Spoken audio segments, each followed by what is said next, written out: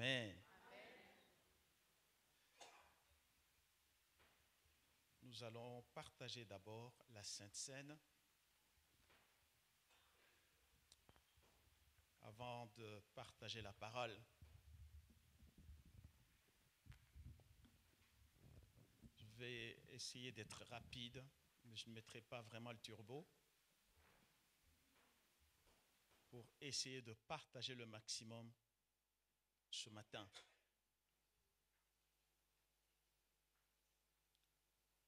Voici ce que dit le livre des Psaumes, chapitre 2, verset 12. Avant qu'on ne le lise, je demande vraiment au Saint-Esprit de Dieu, l'esprit d'intelligence, l'esprit de compréhension, d'ouvrir nos cœurs pour saisir sa pensée au travers de sa parole.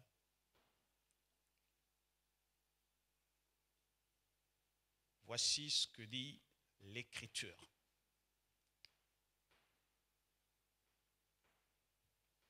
Baisez le Fils de peur qu'il ne s'irrite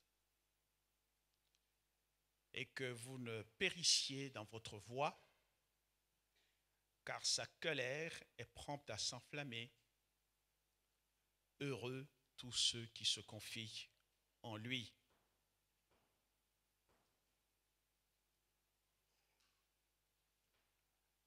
Amen.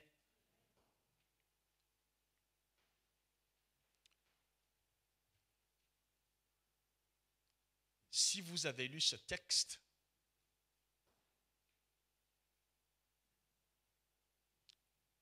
et ayant l'intelligence spirituelle pour saisir la profondeur de la pensée de Dieu,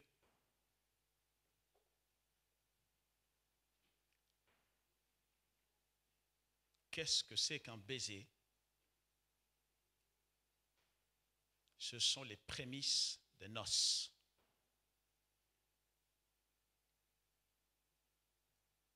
Ce n'est pas un acte profane.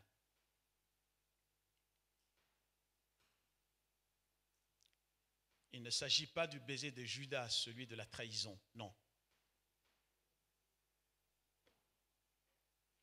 C'est un impératif ici, au travers de sa parole.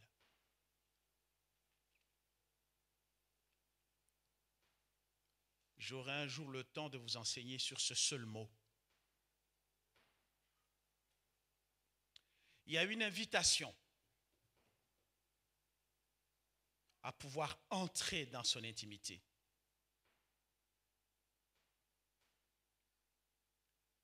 C'est pour cela que le livre d'Apocalypse, chapitre 19, versets 7 à 9, nous dit ceci lorsque l'apôtre a cette vision céleste.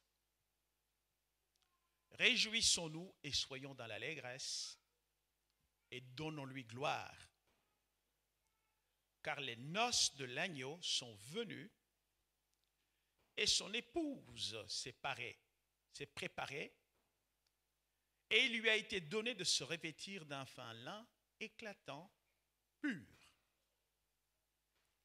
Car le fin lin, ce sont les œuvres justes des saints. Et l'ange me dit, heureux ceux qui sont appelés au festin des noces de l'agneau. Et il me dit, ces paroles sont les véritables paroles de Dieu.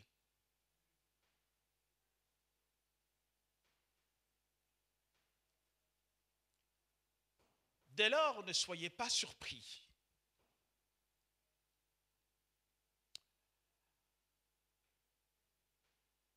Que dans le livre de Nombres, chapitre 12, versets 6 à 8, et ce sont les déclarations de Dieu lui-même. Et il dit, écoutez bien mes paroles. Lorsqu'il y a parmi vous un prophète, c'est dans une vision que moi, l'Éternel, je me révélerai à lui. C'est dans un songe que je lui parlerai. Il n'en est pas ainsi de mon serviteur Moshe. Il est fidèle dans toute ma maison. Je lui parle bouche à bouche. Je ne me révèle pas à lui sans énigme. Je me révèle plutôt à lui sans énigme et il voit une représentation de l'Éternel. Pourquoi donc n'avez-vous pas craint de parler contre mon serviteur Moshe?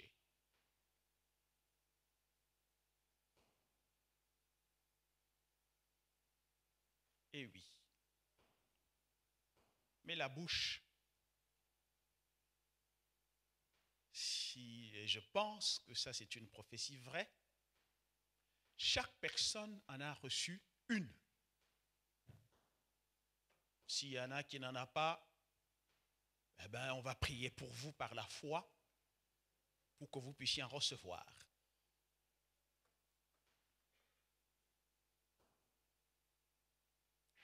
Mais la bouche, c'est un palais.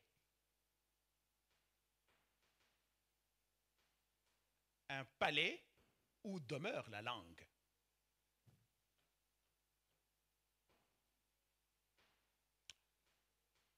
Et la langue vous sert à parler.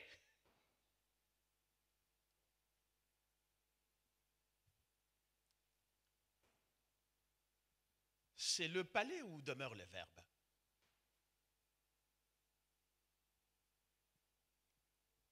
C'est pour cela que d'ailleurs Dieu nous interdit de ne pas sortir n'importe quoi de notre bouche.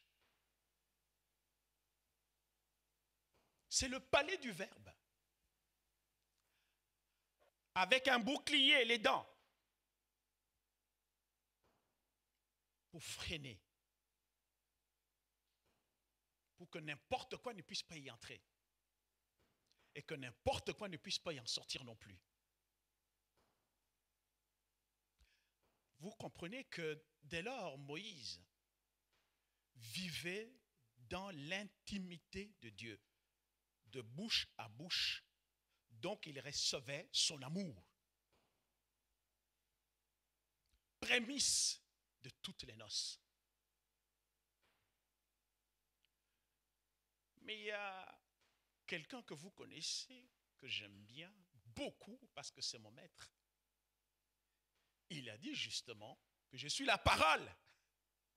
Waouh!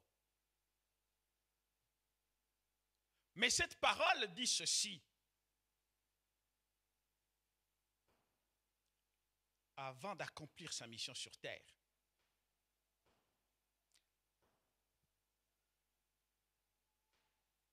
Celui qui le représente prend le pain et le brise. Et dit, prenez, mangez.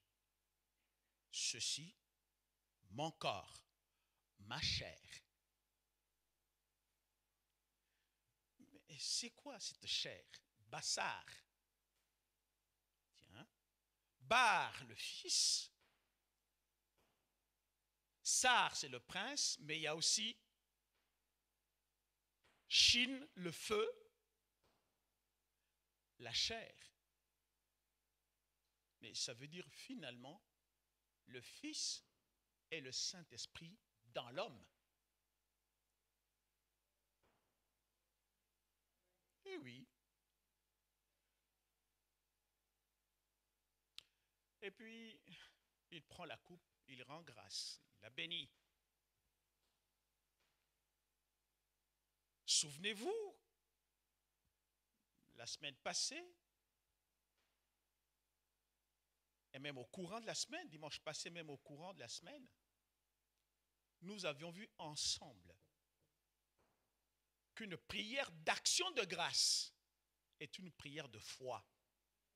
Remercier Dieu pour ce qu'il n'a pas encore accompli, et comme il ne veut pas qu'on le prenne pour un menteur, cela précipite l'exécution, l'accomplissement, l'exaucement de nos prières.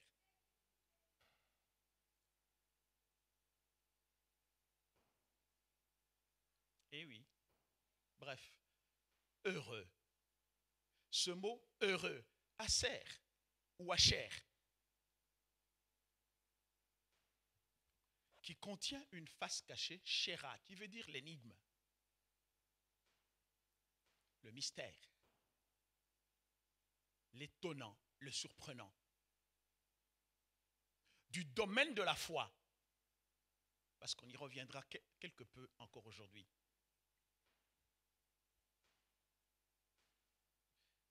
Et c'est cette table qui contient tout un programme de vie, tout un programme de restauration, au point que s'il a voulu que l'homme soit un être mangeant, pour le faire changer, c'est là qu'il engage l'homme dans un processus de transformation.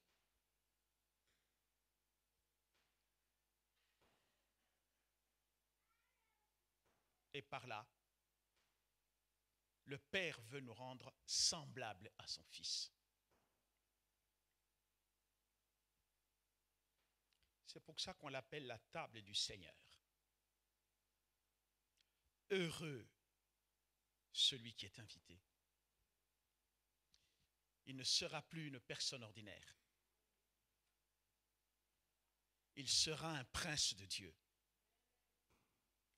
mais aussi un mystère.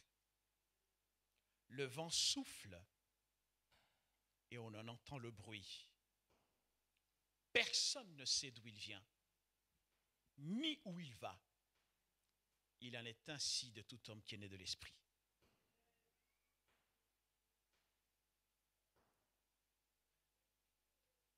Il y a plein de gens qui parfois, en son temps, parce que c'est des choses qu'on a diminuées, quand ils s'approchaient de la table du Seigneur, ils étaient touchés immédiatement, sans comprendre pourquoi.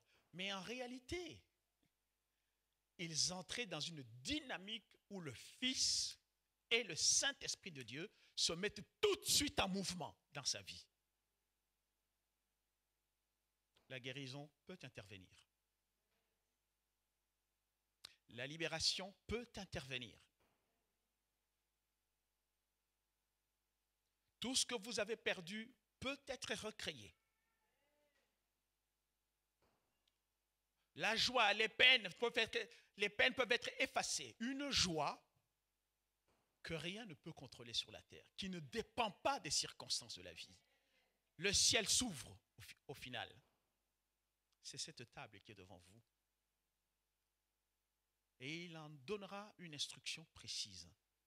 Faites ceci en mémoire de moi toutes les fois que vous vous réunirez. Parce qu'il sait que la construction est une œuvre d'édification. On ne construit pas une maison en un seul jour. On la construit progressivement. Que toute personne qui veut se mettre au bénéfice de cette transformation,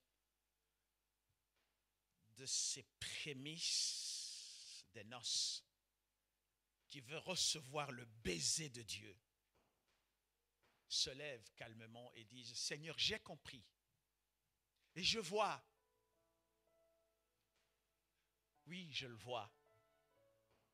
Je le vois et je le contemple dans sa splendeur. Il va trouver et recevoir déjà un miracle aujourd'hui. Que le Seigneur bénisse donc cette personne. Et ceci est à suivre.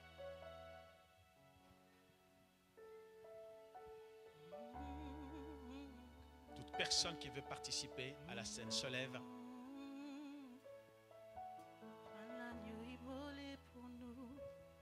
Je veux t'adorer. Et je vais demander une grâce toute particulière, que le Seigneur bénisse aussi ceux qui sont encore en train de faire des élections. Qu'il les visite. Amen.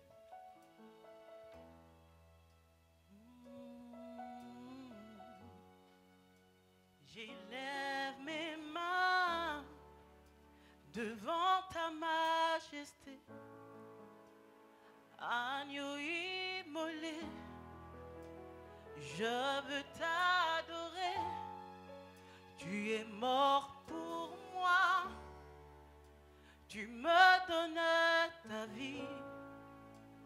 Tu m'as tant aimé. Je veux t'adorer. J'élève mes mains. J'élève mes mains Devant ta majesté. devant ta majesté. Agneau immolé. Agneau immolé. Je veux t'adorer. Je veux t'adorer.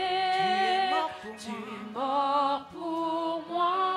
Tu me donnes ta Tu vie. me donnes ta vie. Tu m'as tant aimé. Tu m'as tant aimé. Raison pour laquelle je veux t'adorer. Je veux t'adorer. J'élève mes mains J'élève mes mains devant ta majesté. devant ta majesté. Toi l'agneau immolé. Agneau immolé. Je veux t'adorer. Je veux t'adorer. Tu es mort pour moi. Tu es mort pour moi. Tu me donnes ta Tu vie. me donnes ta vie. Oh, Tu m'as tant aimé. je veux t'adorer. Je veux t'adorer. J'élève mes mains Lève mes mains devant ta majesté. devant ta majesté. Toi l'agneau immolé. Agneau immolé. Je veux t'adorer. Je veux t'adorer. Tu es mort pour Tu es moi. mort pour moi. Tu me donnes ta vie. Tu me donnes ta vie. Tu m'as tant aimé. Tant aimé. Je veux t'adorer. Je veux t'adorer. Oh, t'adorer, t'adorer, t'adorer. Oui, t'adorer. T'adorer. Seigneur, laisse-moi t'adorer. T'adorer. Je veux t'adorer. T'adorer, t'adorer. T'adorer. T'adorer, oui, t'adorer. T'adorer. Rien que t'adorer. T'adorer. Je veux t'adorer. Je veux t'adorer.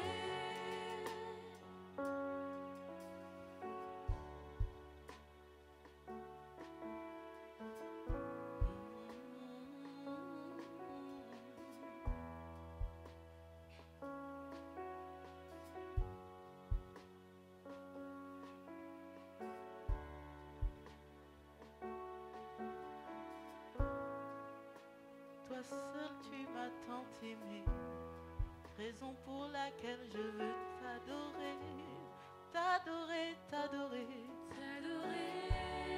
t'adorer, t'adorer, T'adorer. laisse-moi t'adorer, T'adorer. je veux t'adorer. t'adorer, toi seul l'unique, T'adorer. toi seul mon bien-aimé, T'adorer. toi seul l'époux céleste, T'adorer. je veux t'adorer, Je veux t'adorer. t'adorer, t'adorer. T'adorer.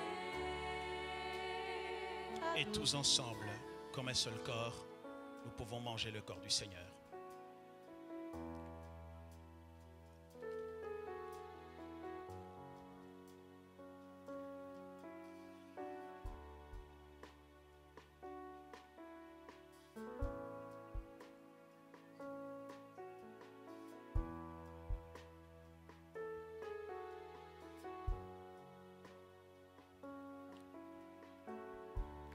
Et ensemble, nous buvons son sang.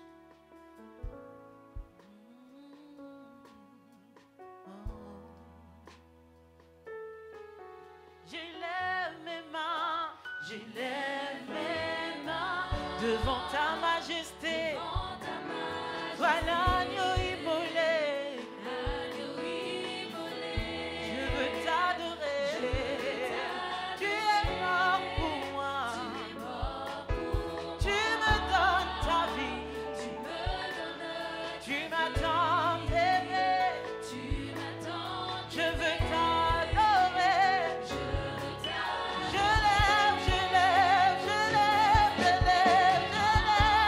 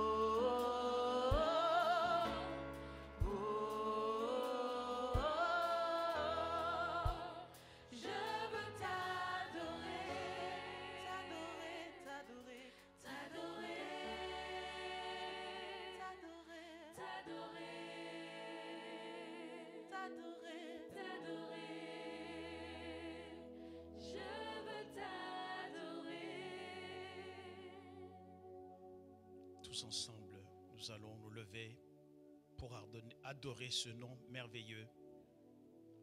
What a wonderful name of Jesus.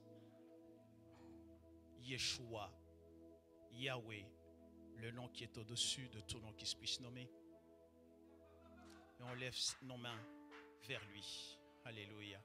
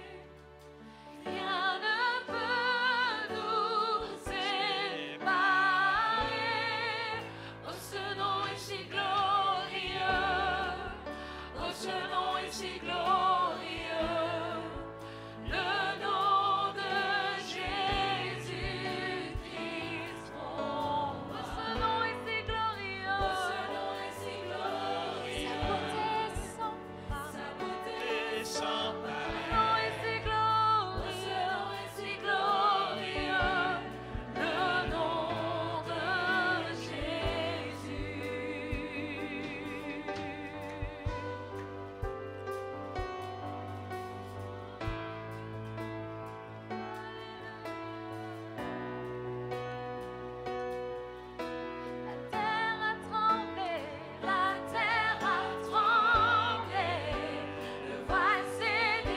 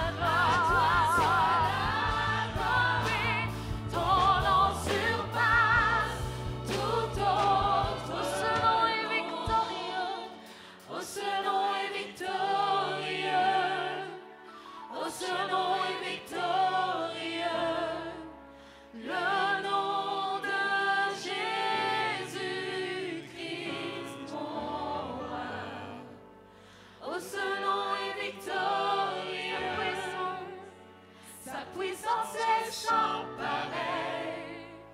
Oh, ce nom est victorieux, le nom de Jésus. Oh, ce nom est le nom de Jésus, le nom de Jésus. Nous acclamons le Seigneur. Pouvons nous asseoir.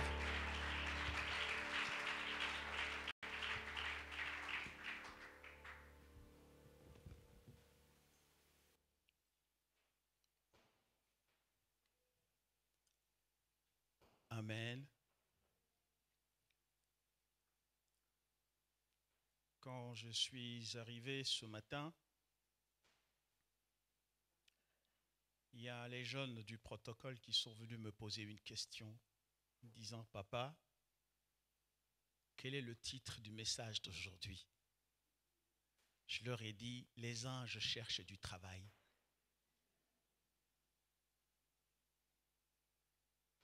Dis à quelqu'un, informe cette personne que les anges cherchent du travail.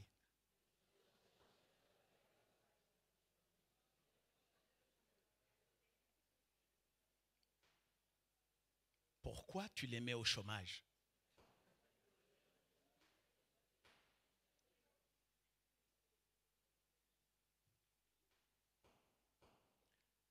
Amen.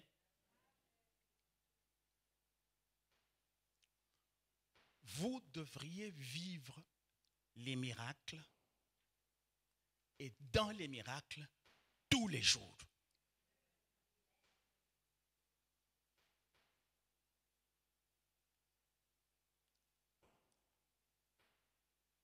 Parce que c'est ça la volonté de Dieu. Et je vous avais dit dimanche passé qu'en soi, un miracle n'est pas un miracle. C'est juste la nature d'un homme accompli. C'est tout. Qui comprend de nouvelles lois dans la sphère de sa nouvelle conscience. Les anges viennent l'instruire par rapport à ces lois. L'étonnant pour les profanes.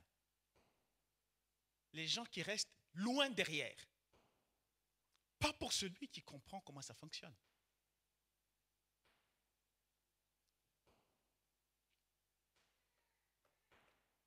Je vais commencer d'abord par vous dire pourquoi, particulièrement ici en Occident, les gens ne reçoivent pas de miracles.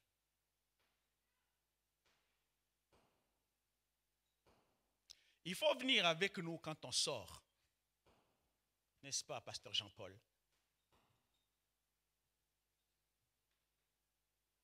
On voit la touche de Dieu comme ça. Les cieux s'ouvrent, tout bouge. N'est-ce pas, ancien Roland?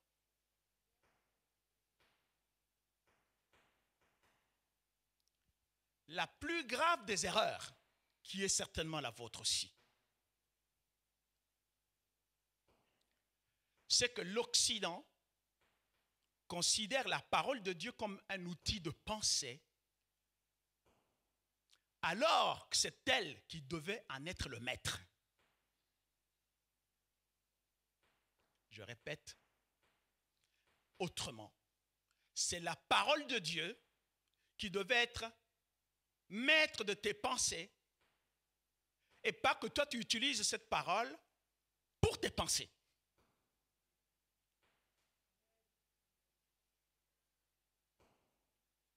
C'est pour ça que souvent on l'approche, mais revêtu avec les habits du monde.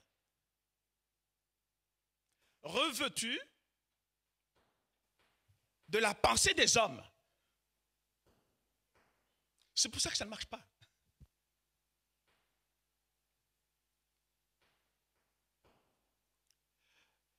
Ce qu'il faut savoir, c'est que derrière chaque mot,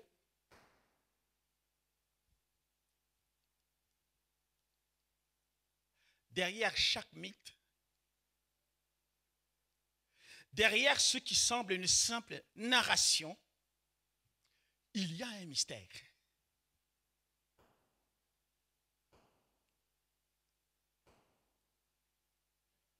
Le mystère se tait, mais s'inscrit dans un présent très rigoureux. C'est pour ça que quand la parole arrive vers nous, d'abord, elle sonde nos cœurs. Elle sonde nos cœurs, elle nous invite en même temps à une ouverture sur l'infini.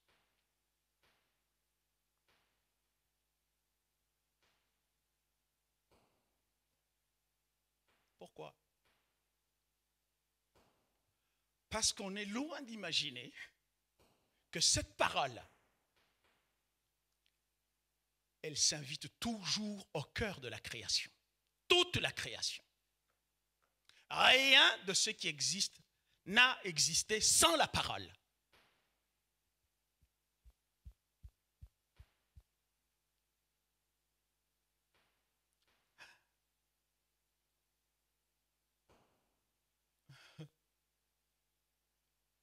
Juste pour vous faire étayer cet exemple. Lorsque vous ouvrez la Bible, dans la pensée occidentale, on dit au commencement. Ce qui introduit un temps historique. Et du coup, pour celui qui lit au commencement, ce temps historique ne le concerne que bien peu, parce que c'est une histoire déjà passée.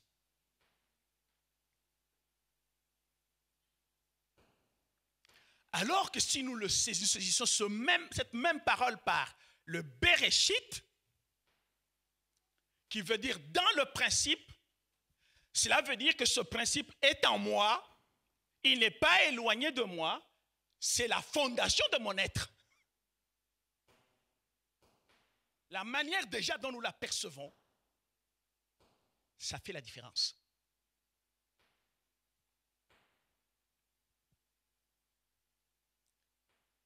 Et comme ça, vous entendez parfois les gens qui disent « Oui, mais c'est l'Ancien Testament. » Vous savez, c'est des histoires. Et évidemment, parce que dans leur tête, c'est le commencement historique. Ça ne les concerne pas. C'est bien loin d'eux. Mais pour un enfant de Dieu qui sait que c'est dans le principe, il sait donc que ce principe est le commencement de mon histoire.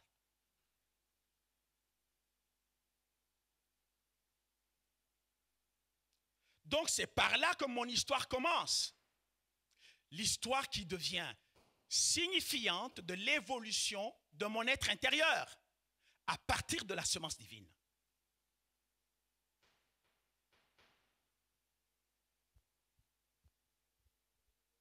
Dans la mesure où je commence à écouter, dans la mesure où je comprends le principe, mon histoire commence.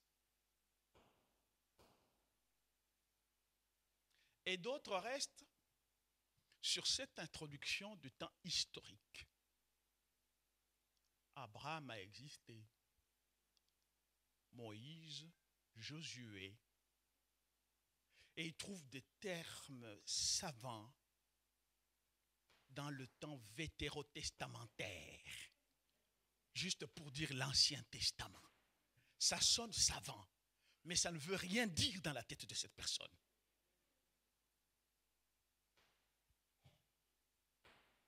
À l'époque néo-testamentaire, pour juste dire le Nouveau Testament.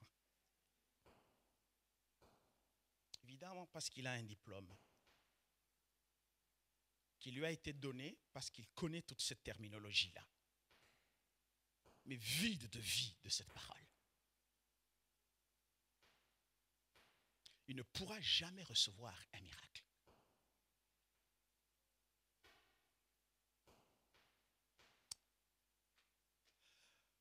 C'est pour ça que Noé, ivre de la connaissance qu'il vient d'avoir, dans l'intimité avec Dieu, mais il se retrouve nu. C'est-à-dire d'abord dépouillé des savoirs que le monde lui avait fait revêtir.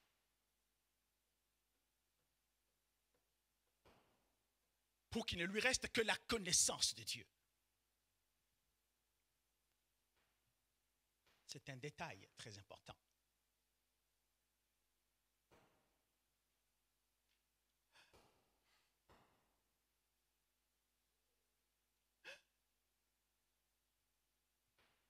Pour celui qui saisit et qui comprend que cette parole qu'on me présente, c'est tout un mystère.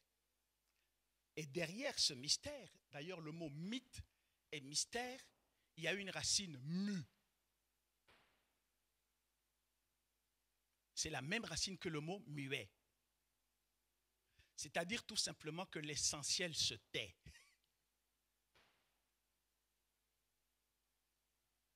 Jusqu'à ce que ton cœur soit scruté et voit au travers de cela que tu mérites ce que tu es censé recevoir.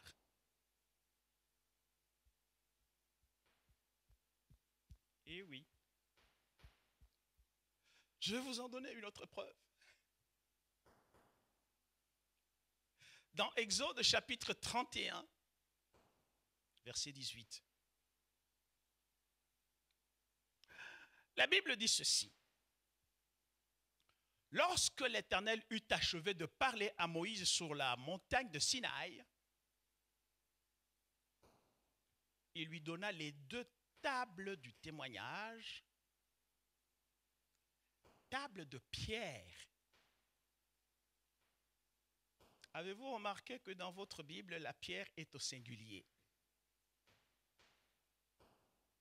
Il n'y a que les tables qui sont au pluriel. Écrites du doigt de Dieu.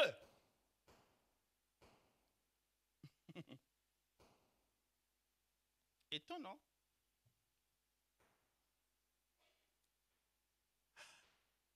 C'est comme les 2 poumons qui te maintiennent dans le souffle divin. Eh oui.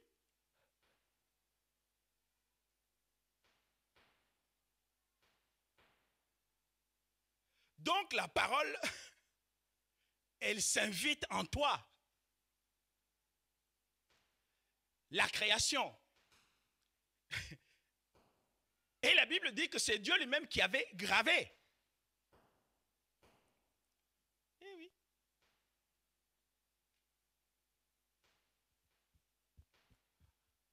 Donc il vient avec cette parole dont je vous ai dit tout à l'heure que ce n'est pas l'outil de la pensée, c'est elle qui doit être maître de la pensée.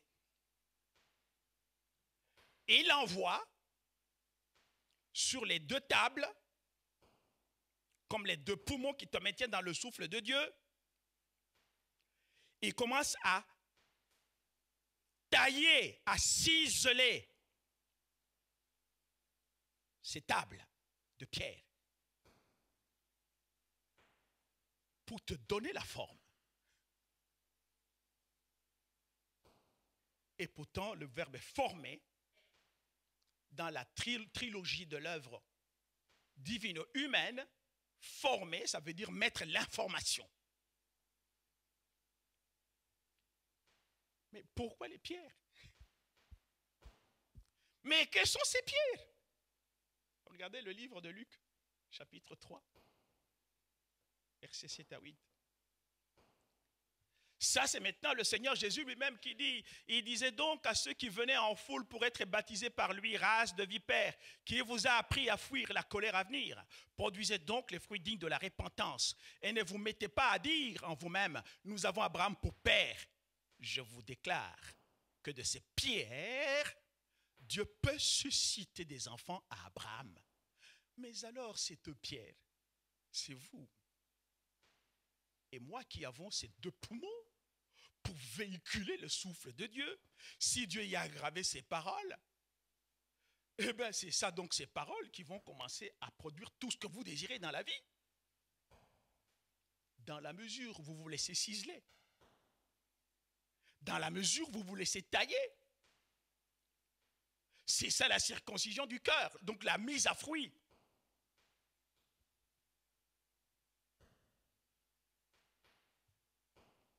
Pierre, ça se dit Aben. Ab et puis Ben. Prononcé Aven. Donc la reconnaissance, la conscience qu'un fils doit avoir d'appartenir au Père. C'est pour ça que Jésus avait dit, maintenant toi, tu n'es plus Simon, tu n'es plus Shimon, tu deviens Pierre. Tu dois passer à une autre conscience, à un autre état. Là, on se retrouve avec la danse des mots. Je vous montrerai par après. Mais pourquoi les deux?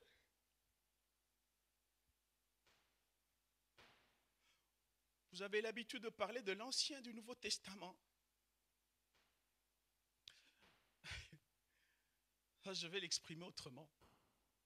Pour celui qui comprend qu'il est une pierre. Mais tu es une pierre à une double identité.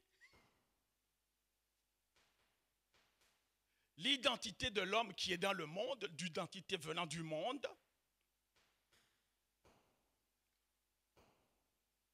ou la table contenant les promesses qui doivent s'accomplir, mais dans l'homme nouveau, qui entre dans une nouvelle alliance. Voilà pourquoi Jérémie dira ceci. Jérémie 31, 31, 33. Voici les jours viennent, dit l'Éternel, où je ferai avec la maison d'Israël et la maison de Juda une alliance nouvelle. Non comme l'alliance que je traiterai avec leur père, le jour où je les saisis par la main pour les faire sortir de l'Égypte. Eh oui. Alliance qu'ils ont violée, quoique je fusse leur maître, dit l'Éternel. Mais voici l'alliance que je ferai avec la maison d'Israël. Après ces jours-là, dit l'Éternel, je mettrai ma loi au-dedans d'eux. J'écrirai dans leur...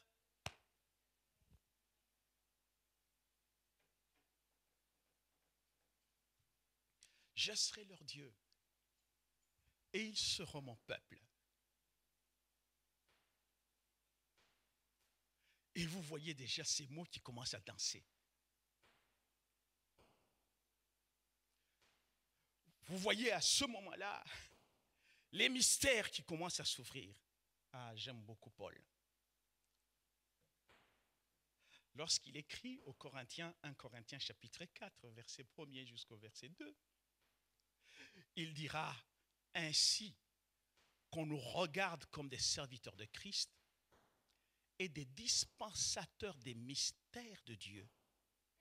Du reste, c'est ce qu'on demande des dispensateurs, c'est que chacun soit trouvé fidèle. Et l'apôtre Pierre va renchérir dans 1 Pierre chapitre 4, verset 10 à 11. Il dit, comme de bons dispensateurs de diverses grâces de Dieu, que chacun de vous mette au service des autres le don qu'il a reçu. Si quelqu'un parle, que ce soit comme annonçant les oracles de Dieu. Si quelqu'un remplit un ministère, qu'il le remplisse selon la force que Dieu communique, afin que qu'en toute chose, Dieu soit glorifié par Jésus-Christ, à qui appartiennent la gloire et la puissance au siècle des siècles. Et il dit Amen, Emouna, la foi. Wow.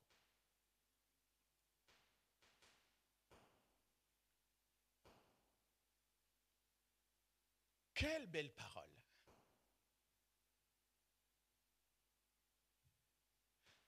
La foi.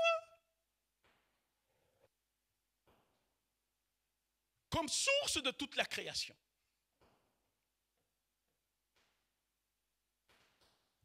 Mais il faut savoir comment rentrer dans cette création.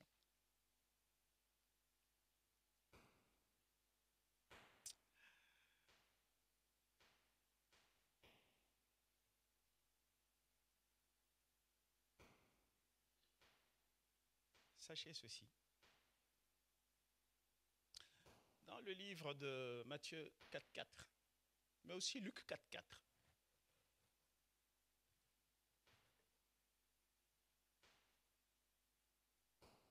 le diable vient à tenter notre Seigneur.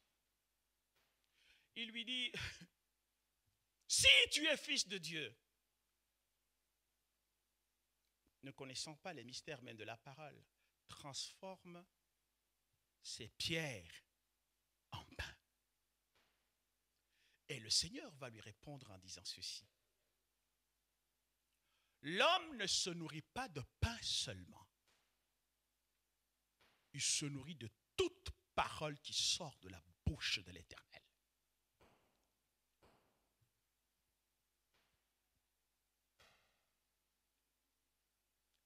Et il le fait taire.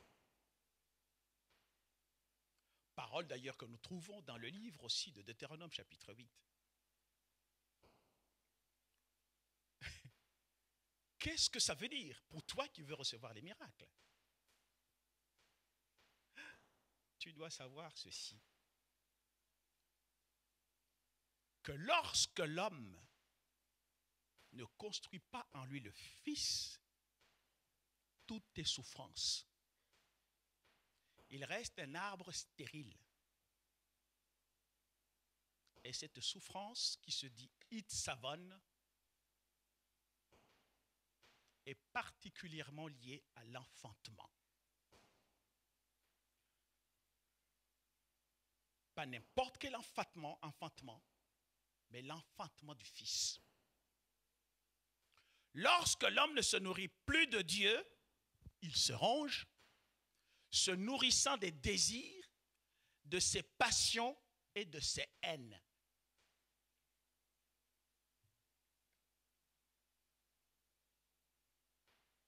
Eh oui.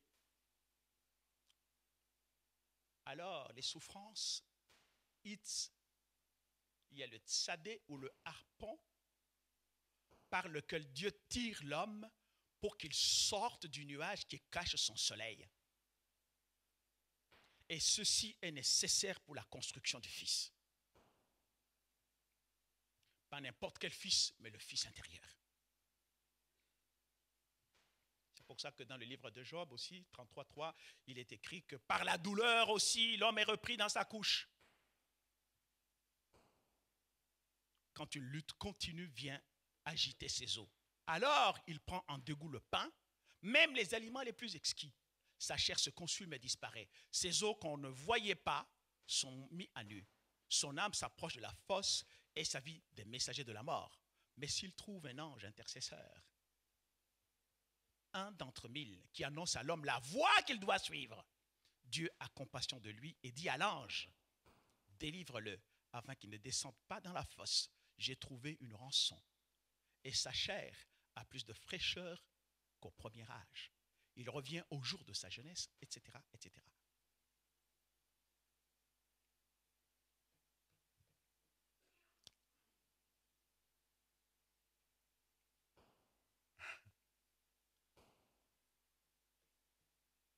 Que faut-il faire? Vous voyez bien que souvent on met les anges au chômage.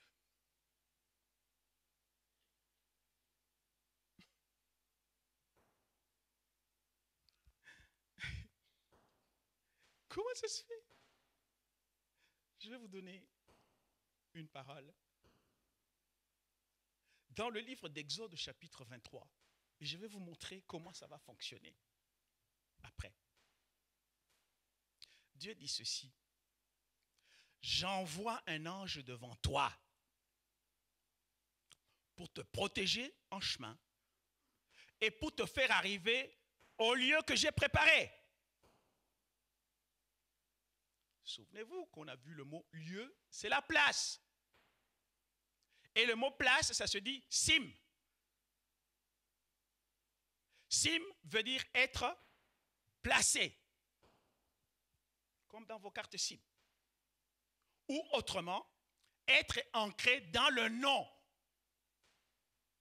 Et si vous êtes ancré dans le nom, c'est le fils extérieur, en fonction de votre ancrage intérieur, qui va vous donner la place extérieure. La juste place. Pas celle que vous pensez. Et il continue. Tiens-toi sur tes gardes en sa présence et écoute sa voix. Ne lui résiste point, parce qu'il ne pardonnera pas vos péchés, car mon nom est en lui. Je viens de parler de son nom.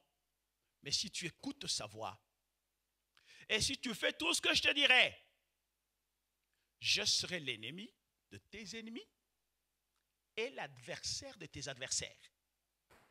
Mon ange marchera devant toi et te conduira chez les Amoréens, les dieux païens, les Hétiens, Heth, ça veut dire le péché, les Phérésiens, les Cananéens, les Éviens. Évien vient de Hivi, c'est-à-dire le serpent. Les Jébusiens, Yébus, ça veut dire la saleté. C'est pour ça que, bon, quand une fois qu'Israël avait conquis tout Jérusalem, il n'y avait que les Jébusiens qui étaient restés. C'est pour ça que même à un moment donné, vous avez la libération. Le diable s'arrange toujours pour que vous puissiez avoir de la saleté. Et c'est à partir de cette saleté qu'il viendra vous contrôler. Les Jébusiens. Mais face à toutes ces menaces, Dieu te dit, moi j'ai mis un âge devant toi. Et attention. Il porte mon nom. Et pourtant, c'est quel nom? Le nom qui est en relation avec ce qu'il veut accomplir. Parce que Dieu ne révèle son nom qu'en fonction de ce qu'il veut accomplir dans la vie d'une personne. Donc tout ce qu'il veut accomplir, il y a un ange qui est préposé à cela, qui vient avec ce nom-là pour pouvoir l'accomplir.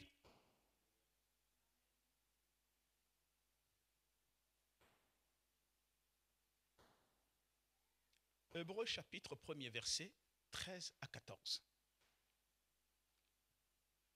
Voici ce que dit l'Écriture. Et auxquels des anges a-t-il jamais dit, assieds-toi à ma droite, jusqu'à ce que je fasse de tes ennemis mon marchepied? Ne sont-ils pas tous des esprits au service de Dieu, envoyés pour exercer un mystère en faveur de ceux qui doivent hériter le salut? Qui doivent hériter le salut? C'est vous? Ok. Mais ils travaillent comment, ces anges? Regardez le livre d'Apocalypse, chapitre 19, verset 11 jusqu'au verset 16. Une fois de plus, c'est le Seigneur lui-même qui parle à son serviteur, Jean, Yohan, qui signifie la grâce d'ailleurs. Puis je vis le ciel ouvert, et voici parut un cheval blanc. Celui qui le montait s'appelait fidèle et véritable. Et il juge et combat avec justice. Ses yeux étaient comme une flamme de feu. Sur sa tête étaient plusieurs diadèmes. Il avait un nom écrit que personne ne connaît si ce n'est lui-même. Et il était revêtu d'un vêtement teint de sang. Son nom est la parole de Dieu. Les armées qui sont dans le ciel le suivaient, c'est-à-dire suivaient la parole. Sur des chevaux blancs revêtus de fin lin, blanc pur. De sa bouche, celui qui monte, le cheval blanc, sortait une épée aiguë pour frapper les nations. Il les pétra avec une verge de fer. Et il fourra la cuve du vin de l'ardente colère de Dieu Tout-Puissant. Il avait sur son vêtement et sur sa cuisse un nom écrit, Roi des rois et Seigneur des seigneurs.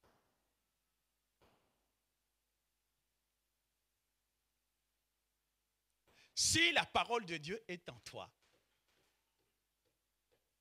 si tu as purifié, tu t'es laissé tailler et ciseler par cette parole, l'instant où tu commences à libérer les oracles,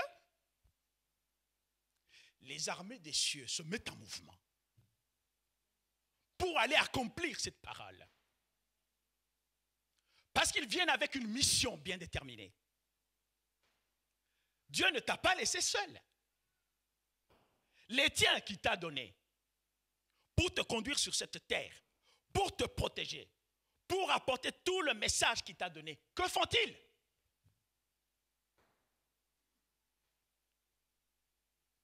Comment est-ce que tu les mets au travail?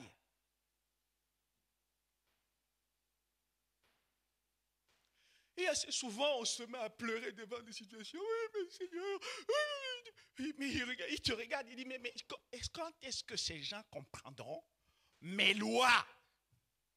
Qu'ils les saisissent, qu'ils puissent proclamer ce qu'il y a à proclamer, parce que je vous montrerai comment cela s'opère.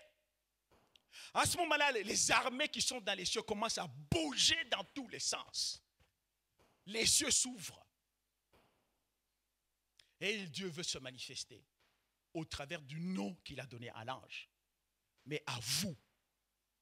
Et tout ce que vous pouviez chercher, tout ce que vous pouviez imaginer, tout ce qui a déjà été créé, tout est contenu dans la parole. Dans la mesure où cette parole, tu la proclames, tu as eu un cœur circoncis. Le reste, ce n'est plus qu'un jeu d'enfant.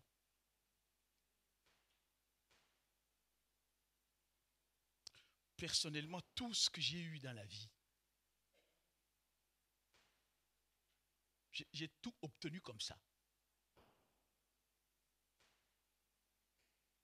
Je ne peux pas aller là-bas et je commence à regarder. Ah, mais c'est beau. Ça, ce n'est que l'extérieur. Ça me plaît, je vais chez Dieu. Père, tu sais, je me vois là-dedans. Tu vois? Tu ne vas pas me laisser comme ça.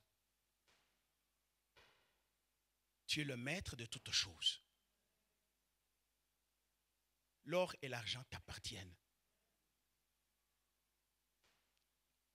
Père, et tu sais très bien que je ne suis pas attaché à ces choses-là. Ce n'est pas un caprice. Et il regarde. Et dans sa parole, il sait que je suis le rémunérateur de tous ceux qui me cherchent. Et que je ne suis débiteur de personne. Tu l'as servi. Il appelle, il dit, les anges, il dit, hey! Il organise toutes les circonstances. Tu arrives quelque part, là, tu dis, je veux ça. Tu vois tout le monde qui s'agite. Les anges, les frères, l'avaient dit, allez, enlevez ceci, donnez tel pourcentage de réduction. Et tu es là.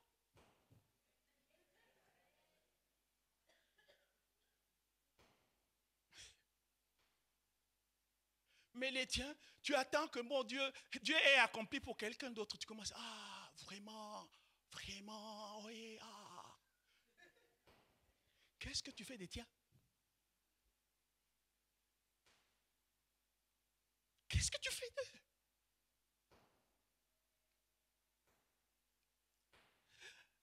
Une servante de l'Éternel, un jour arrive dans une convention et elle arrive en retard. La gloire de Dieu avait déjà rempli la salle. Elle entre par une porte détournée et elle est en train de monter et elle voit une multitude d'anges parce qu'ils nous accompagnent. Et puis, elle pose la question, elle a dit, mais qu'est-ce que vous faites ici? Et un ange regarde l'autre ange et lui dit, ça fait 300 ans qu'on ne nous a jamais adressé la parole.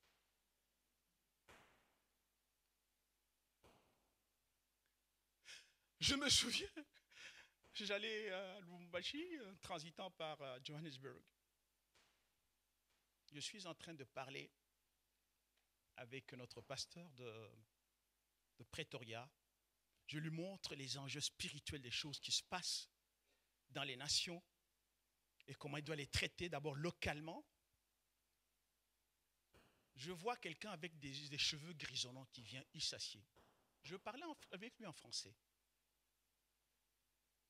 Jusqu'à ce que j'avais fini, le pasteur me dit, ok, voilà, papa, on doit rentrer à Pretoria.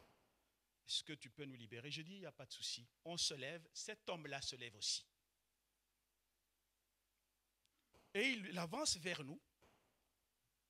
Il me regarde bien dans les yeux. Il me dit, thank you so much for your obedience. Je le regarde, je ne le connaissais pas. Et il me dit en anglais, grâce à ton obéissance, beaucoup de nations vont être libérées. Et je vais poser un acte. Il sort un billet de 20 rand. Je l'ai jusqu'à aujourd'hui. Il me le donne et dit, reçois ça comme offrande.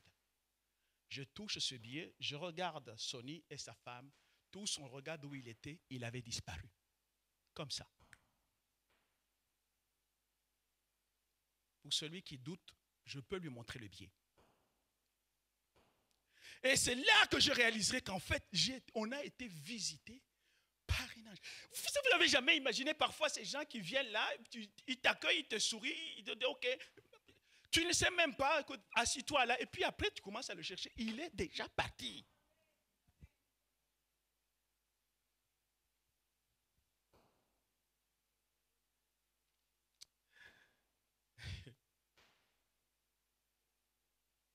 Si vous avez compris que finalement cette parole qui s'incruste, qui s'invite au milieu de la création,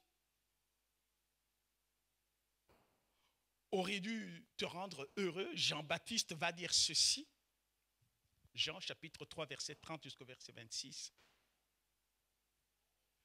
Il faut qu'il croisse et que moi je diminue.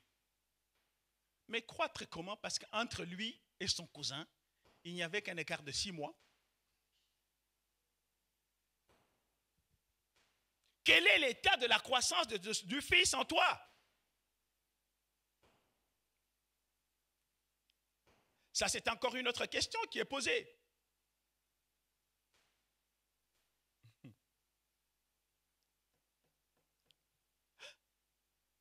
Je commence maintenant. Aujourd'hui, vous allez me donner un peu de temps. Colossiens chapitre 1er, verset 15. Jusqu'au verset 20. Parlant de ce Fils, il est l'image du Dieu invisible, le premier-né de toute la création. Ok. Le premier-né de toute la création. Donc le commencement, qui n'est pas l'introduction d'un temps historique, mais un principe qui est fondateur par lequel l'histoire de tout homme commence.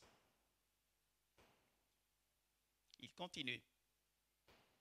Car en lui ont été créées toutes les choses qui sont dans les cieux, c'est-à-dire dans l'univers non observable, et sur la terre, c'est-à-dire dans l'univers observable, les visibles et les invisibles, trône, dignité, domination, autorité. Tout a été créé par lui et pour lui. Il est avant toute chose et toute chose subsiste en lui. Il est la tête du corps de l'Église, il est le commencement, le premier-né d'entre les morts, afin d'être en tout le premier.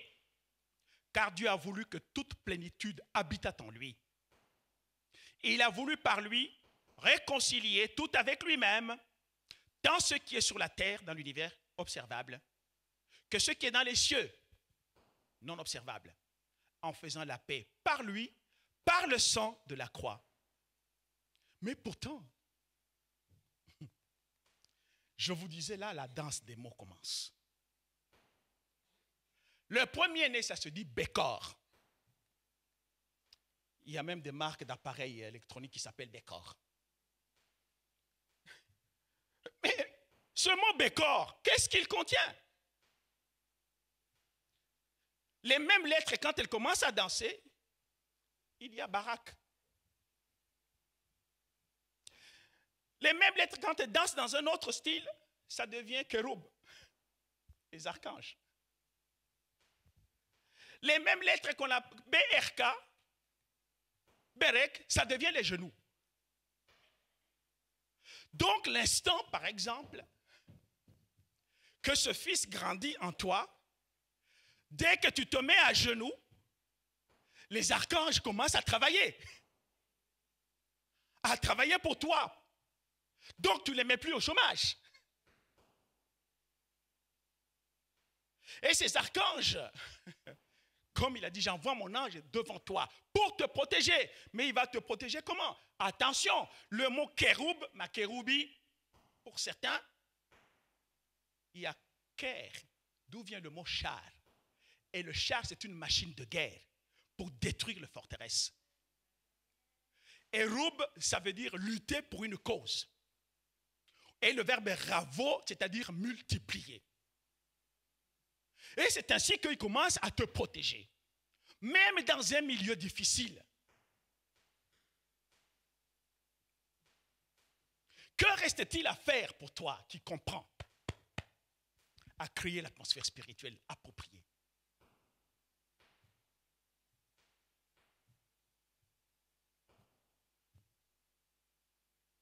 Pour que les choses impossibles deviennent possibles. Pourquoi? Parce qu'il est écrit que rien n'est impossible à celui qui croit.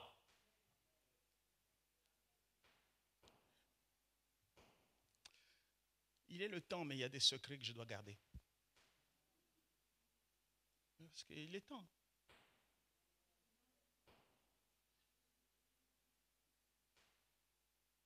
Vous voulez que je vous les communique? Apocalypse chapitre 4.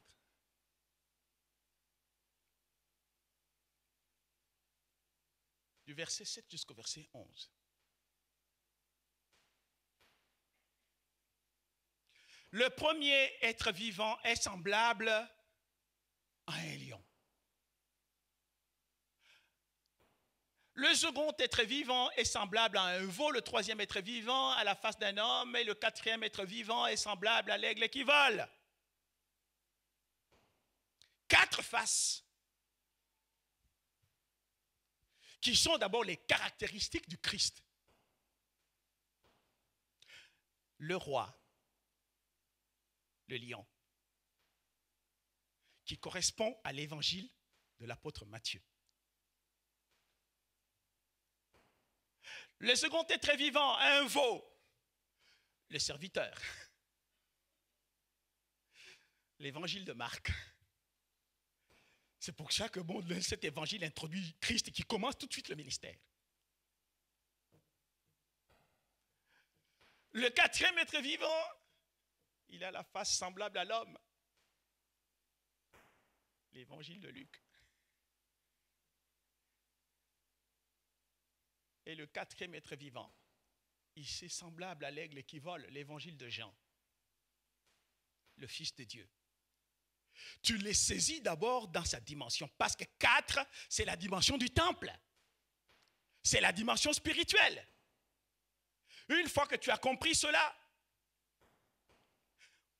les 4 êtres vivants ont chacun 6 ailes et ils sont remplis de Dieu tout autour et au-dedans. Ils ne cessent de dire jour et nuit, Saint, Saint, Saint est le Seigneur Dieu, le Tout-Puissant, qui était, qui est et qui vient. Qui était, qui est et qui vient, c'est le verbe Yahweh. Donc, ils introduisent une loi. Cette loi, c'est la loi de la proclamation. Une fois que cette loi de la proclamation est là, la Bible dit, quand les êtres vivants rendent gloire et honneur et action de grâce à celui qui est assis sur le trône, à celui qui vit dans les siècles des siècles, les 24 vieillards se prosternent devant lui, qui est celui qui est assis sur le trône, et adorent celui qui vit au siècle des siècles.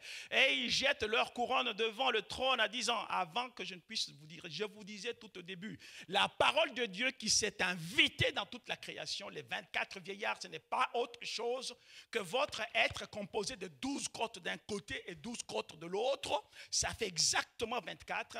Et 12, c'est le gouvernement de Dieu. Et au milieu de ce trône se trouve votre cœur.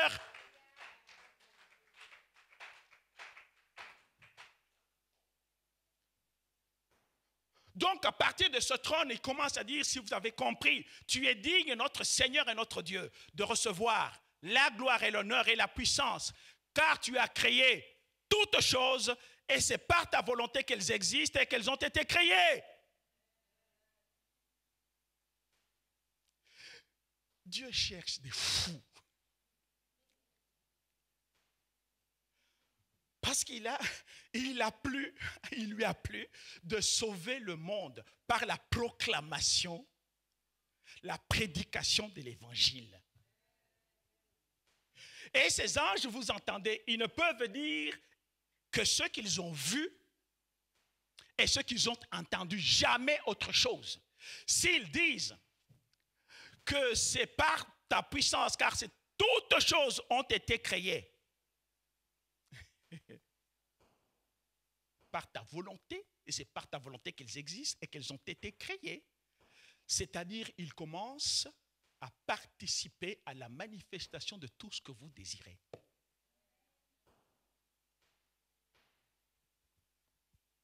Vous imaginez le nombre de fois que vous vous êtes plaint?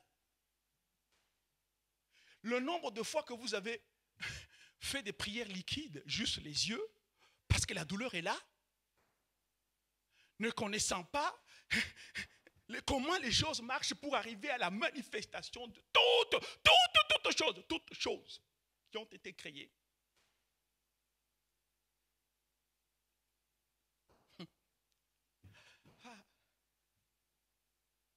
Saint, Saint, Saint est l'Éternel Dieu, le Tout-Puissant, celui qui était, qui est et qui vient. Tu vois comment toi, tu cherches la voir, alors lui veut d'abord que tu sois.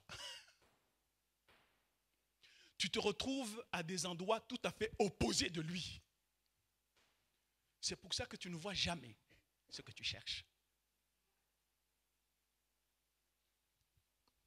Lui attend que tu sois.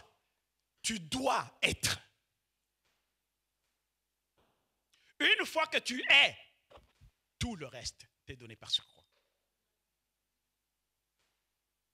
N'attends pas d'avoir avant d'être. C'est ça son nom, Yahweh.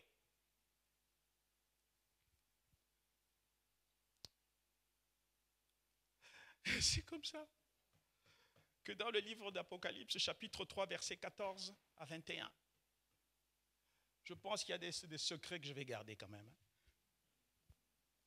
Il dit ceci, écrit à l'ange de l'église de Laodicée.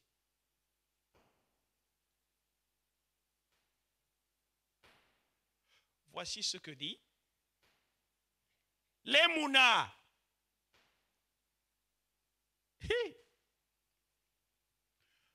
Le commencement de la création de Dieu. Donc tout ce que tu désires que Dieu crée pour toi et dans ta vie, ça doit commencer par là. Donc la foi en lui, marchant dans sa parole, encore faut-il que cette parole que tu entends soit la parole de Christ.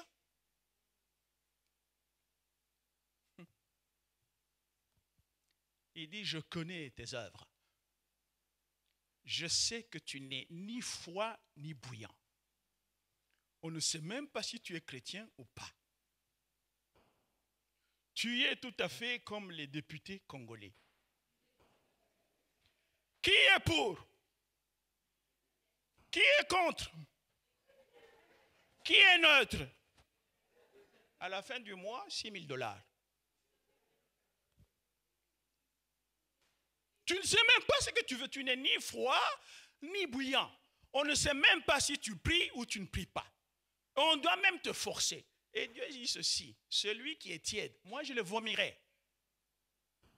Mais s'il te vomit, tu vas encore avoir quoi? Il n'y a jamais personne qui regarde ici sa vomissure.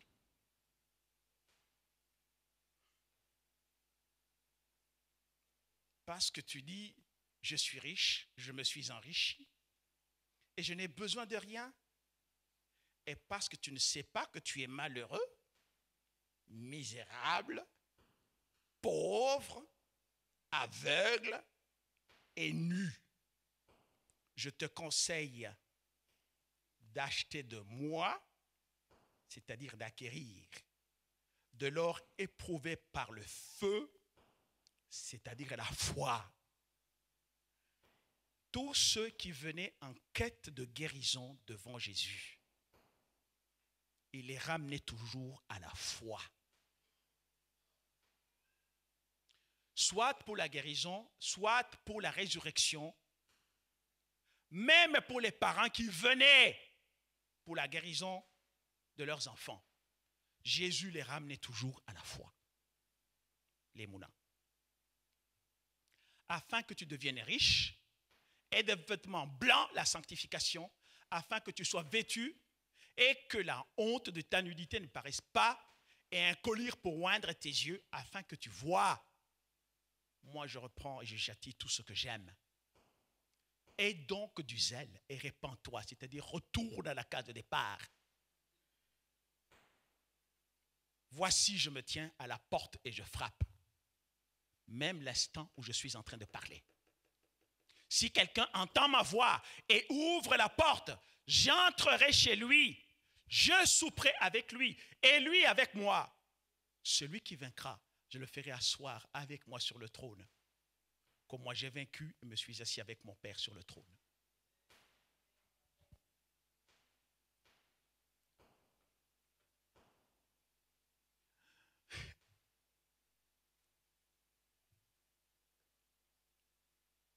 Je ne sais pas. Où sont ces hommes? Où sont ces femmes qui prennent la décision et qui disent, même aujourd'hui, vous savez souvent, on dit ça pour les païens, hein, mais ça vous concerne pourtant tous les jours.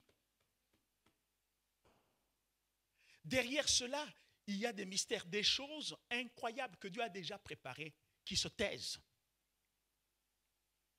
Mais lui frappe à la porte. Et qui dit porte, dit accès. Tu peux accéder à des choses incroyables que tu ne peux même pas soupçonner dans ta vie que ça puisse exister.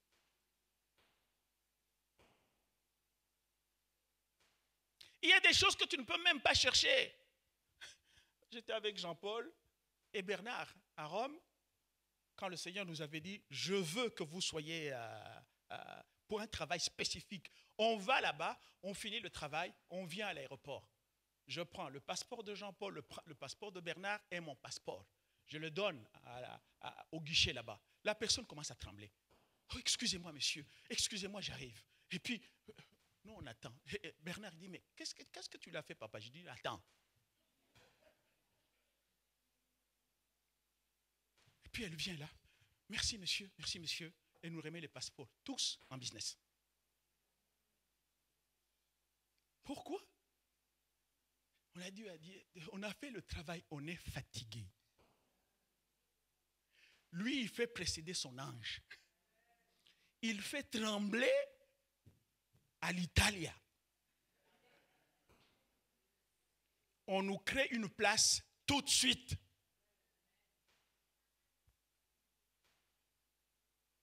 On revient à Bruxelles avec les mains sur la nuque.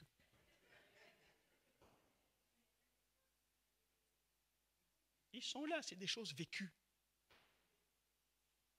Où sont ces hommes et ces femmes où on va se dire, ok, écoutez, maintenant, on va changer l'atmosphère de nos vies par la puissance de la proclamation. On devient, et ces puissances qui ont tellement chômé depuis qu'on est né, on les met maintenant au travail.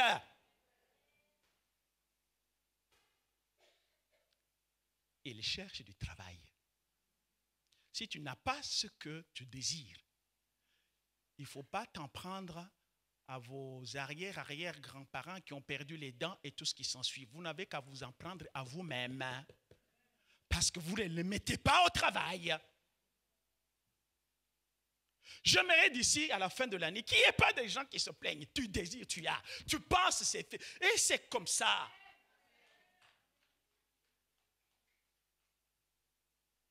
Même si tu vois un bel habit, vous savez, bien aimé, ce n'est pas question de dire, ah, ça coûte combien? Non. Moi, je me vois là-dedans, je vais chez Dieu.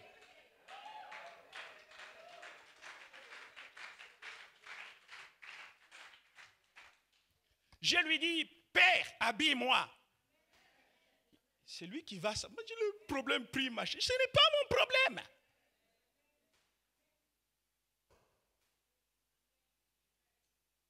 Oui. Vous ne voyez pas que je suis toujours bien habillé? Je n'achète rien.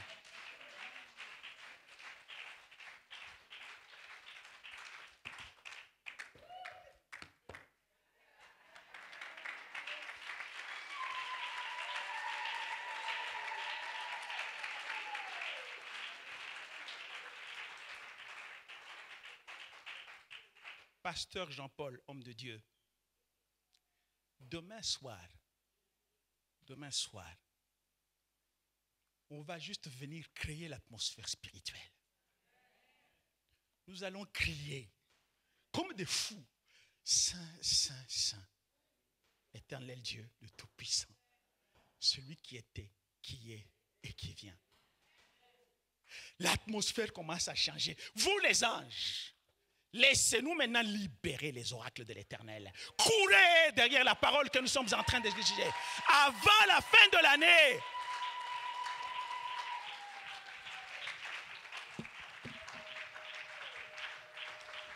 Est-ce que nous pouvons nous lever et acclamer cette parole? Est-ce que nous pouvons acclamer le Seigneur, s'il vous plaît?